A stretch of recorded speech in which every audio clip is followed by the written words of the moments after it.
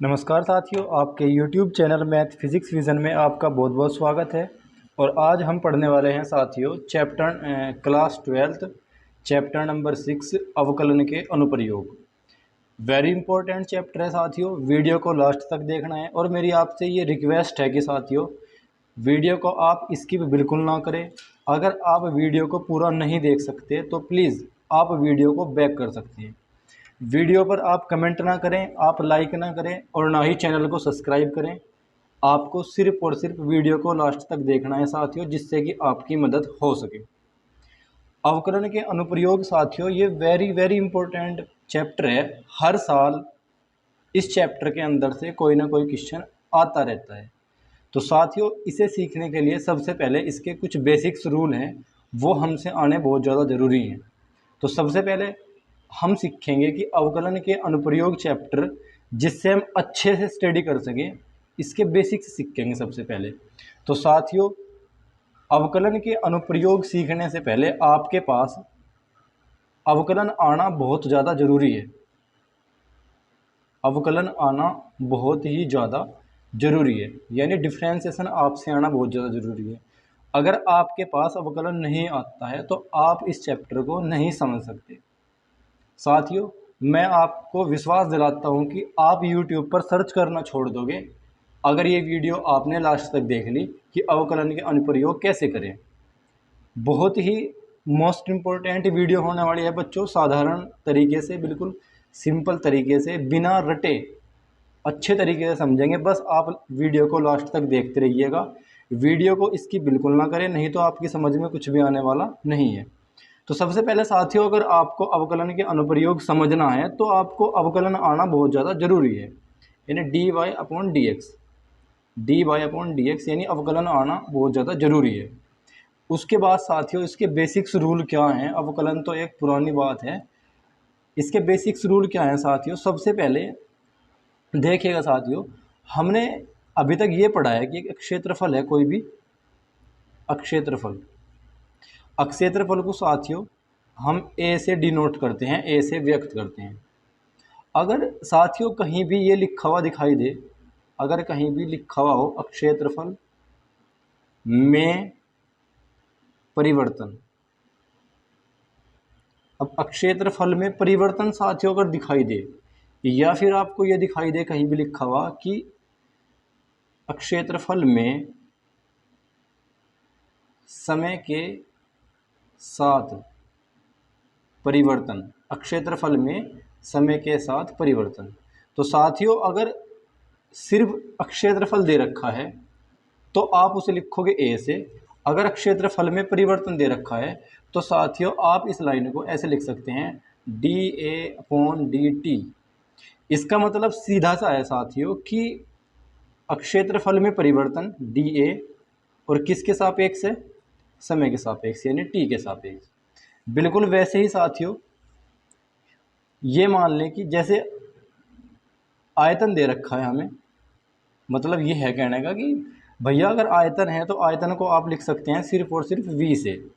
यदि आपको दिया हो आयतन में समय के सापेक्ष परिवर्तन, समय के सापेक्ष परिवर्तन, तो साथियों आप इस लाइन को लिख सकते हैं dv/dt, क्योंकि किसके सापेक्ष है, ये समय के सापेक्ष है, इस वजह से यहाँ पे dt आया है। ये जरूरी नहीं है कि यहाँ पर आपको dt ही दिखाई दे। कितनी बार बहुत सारे क्वेश्चनों में आपको दिखाई देगा कि x के सापेक्ष, समय के सापेक्ष, तो जिसके भी सापेक्ष ये बोलता है वही हमें नीचे की साइड रखना है। क्लियर है। जैसे हमें बोलता है कि किसी भी वृत्त की त्रिज्या, किसी भी वृत्त की त्रिज्या समय के साथ परिवर्तित हो रही है, तो हम साथियों इस लाइन को लिख सकते हैं dr/dt। साथियों ऐसा कोई टीचर नहीं हुआ आज तक कि बिना बेसिक्स के आपको समझा सके, या बिना बेसिक्स के आप डायरेक्ट क्वेश्चन कर सकें। तो साथियों बेसिक्स समझ में आना बहुत ज़्यादा ज़रूरी है, इसलिए हमने सबसे पहले ये बेसिक क्लियर किया है इसका। ये तो हो गया कि सबसे पहले अवकलन आना बहुत ज़्यादा ज़रूरी है। अवकलन के बाद ये सारी चीज़ें आपको पता होनी बहुत ज़्यादा ज़रूरी हैं। और उसके बाद जो मोस्ट इम्पोर्टेंट बात है साथियों, वो ये है कि जैसे कोई वृत्त है मेरे पास में, या फिर कोई वर्ग है मेरे पास में, या फिर कोई आयत है, तो साथियों जो भी आकृति हमें क्वेश्चन के अंदर दी हो, हमें उस आकृति के सभी फॉर्मूले याद भी होने बहुत ज़्यादा ज़रूरी हैं। जैसे वृत्त का क्षेत्रफल है पाई आर स्क्वायर, वर्ग का क्षेत्रफल है भुजा का स्क्वायर, आयत का क्षेत्रफल है लंबाई गुणा चौड़ाई। तो इन सभी के सूत्र आपको याद होने बहुत ज़्यादा ज़रूरी हैं। बिना सूत्रों की मदद से हम ये क्वेश्चन नहीं कर सकते। साथियों अब बिना किसी देरी के जल्दी से इसका फर्स्ट क्वेश्चन स्टार्ट कर लेते हैं। ये इसका बेसिक्स है। साथियों मैं एक बार और रिपीट कर देता हूँ, अवकलन के अनुप्रयोग सीखने से पहले आपको अवकलन आना बहुत ज़्यादा ज़रूरी है।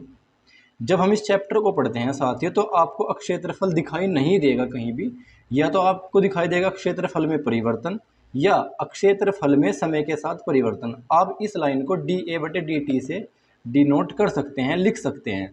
इसी प्रकार आयतन को साथियों आप v से लिख सकते हैं। यह आपको इस चैप्टर के अंदर नहीं दिखाई देगा। आपको इस चैप्टर के अंदर क्या दिखाई देगा, आयतन में समय के साथ समय के सापेक्ष परिवर्तन, यानी डी वी बटे डी टी, ये चीज़ आपको दिखाई देगी। इसके साथ साथ साथियों आपको सभी आकृतियों के सूत्र पता होना बहुत ज़्यादा ज़रूरी है। बिना सूत्रों के हम ये क्वेश्चन नहीं कर सकते। चलिएगा साथियों अब बिना किसी देरी के इसका फर्स्ट क्वेश्चन शुरू कर लेते हैं कि फर्स्ट क्वेश्चन कैसे करें। वीडियो में लास्ट तक बने रहिएगा साथियों। अगर आपको वाकई सीखना है कि भैया हम इन क्वेश्चनों को कैसे कर सकते हैं, क्योंकि ये क्वेश्चन साथियों वेरी मोस्ट इम्पोर्टेंट क्वेश्चन है। ये पेपर में हर साल हर बार एक क्वेश्चन पक्का आता है एग्ज़ाम के अंदर। तो आप वीडियो को लास्ट तक देखते रहिएगा। इस एक्सरसाइज के अंदर जितने भी क्वेश्चन हैं हम 1 बाय 1 करके एक एक को कंप्लीट करेंगे। अगर आप वीडियो को नहीं देख सकते तो साथियों प्लीज़ आप वीडियो को यहीं से बैक कर सकते हैं, मुझे कोई प्रॉब्लम नहीं है। चलिए अब जल्दी से फर्स्ट क्वेश्चन स्टार्ट कर लेते हैं कि साथियों ये इसका फर्स्ट क्वेश्चन है। क्वेश्चन के अंदर क्या बोल रखा है साथियों, आप प्रश्न को थोड़ा ध्यान से पढ़ें। बिल्कुल आसान चैप्टर है और आपकी समझ में 100% आने वाला है। देखिए साथियों क्या बोल रखा है, वृत्त के अक्षेत्रफल के परिवर्तन की दर। आप इस लाइन को थोड़ा ध्यान से पढ़ें। क्या बोल रखा है साथियों, अक्षेत्रफल के परिवर्तन की दर इसकी त्रिज्या के सापेक्ष। इसका मतलब साथियों ये है, ये हमें बोल रहा है कि अक्षेत्रफल में परिवर्तन की दर यानी डी ए और किसके सापेक्ष, त्रिज्या के सापेक्ष यानी डी आर। ये हमें फाइंड करना है, ये हमें ज्ञात करना है, ये हमें निकाल के दिखाना है कि डी ए बटे डी आर क्या है। अब साथियों आप थोड़ा सा अपने माइंड का इस्तेमाल करें। आप ये सोचें कि जब तक आपको वृत्त के क्षेत्रफल का सूत्र ना पता हो आप तब तक ये नहीं ज्ञात कर सकते। तो सबसे पहले आपको वृत्त के क्षेत्रफल का सूत्र पता होना बहुत ज़्यादा ज़रूरी है। तो वृत्त का क्षेत्रफल क्या है साथियों, वृत्त का क्षेत्रफल ए बराबर पाई आर स्क्वायर, ये साथियों क्षेत्रफल का सूत्र है। अब हमें डी ए बटे डी आर ये लाने के लिए साथियों क्या करना पड़ेगा, दोनों ओर आर के सापेक्ष अवकलन करना पड़ेगा। दोनों ओर आर के सापेक्ष अवकलन करने पर, दोनों ओर आर के सापेक्ष अवकलन करने पर। साथियों वीडियो को लास्ट तक देखते रहिए। मेरी आपसे हाथ जोड़कर रिक्वेस्ट है, जब तक आप वीडियो को पूरा नहीं देखोगे तब तक आपकी समझ में आने वाला नहीं है। तो इसमें क्या करना है साथियों, हमें दोनों ओर आर के सापेक्ष अवकलन करना है। अवकलन क्यों करना है साथियों, क्योंकि हमें डी आर की ज़रूरत है इसके अंदर, यहाँ पे इसकी आवश्यकता पड़ेगी हमें। अब देखिए साथियों डी ए बटे डी आर, ए का अवकलन किया हमने, फिर डी ए बटे D R pi R square का अवकलन किया साथियों हमने। अवकलन आना आपसे बहुत ज़्यादा ज़रूरी है, तभी आप इन क्वेश्चनों को कर सकते हो। तो जैसे आप अक्षेत्रफल का अवकलन करोगे साथियों तो आपको मिलेगा डी ए बटे डी आर बराबर, ये साथियों अचर संख्या है तो आप इसको पहले रख लें ऐसे, डी ए बटे डी आर इंटू आर का स्क्वायर। ठीक है, क्योंकि पाई का तो आप अवकलन कर ही नहीं सकते क्योंकि ये तो अचर संख्या है। अब साथियों ये पाई जो का तो हमें पता है कि आर स्क्वायर का जो अवकलन होता है वो होता है 2r। सबसे पहले बच्चों हमने जब इंट्रोडक्शन पढ़ा था इसका तो हमने ये बात बोल ली थी कि भैया आपसे अवकलन आना बहुत ज़्यादा ज़रूरी है, इसके बिना आप नहीं सीख सकते। तो साथियों डी ए बटे डी आर और हमने इसे ऐसे लिख दिया 2 पाई आर। क्लियर है। हमें इसकी वैल्यू निकालनी है डी ए बटे डी आर की। डी ए बटे D R is equal to 2 pi. देखे साथियों, हमें आर की दो वैल्यू दे रखी है क्वेश्चन के अंदर। आर बराबर 3 रखना है हमें और आर बराबर 4 रखना है। तो आर बराबर 4 रखकर साथियों, आर बराबर 3 तो हम दिखा रहे हैं आपको रखकर, और आप कमेंट सेक्शन में इस क्वेश्चन का आंसर आप ज़रूर दें जब आप आर बराबर 4 रखोगे।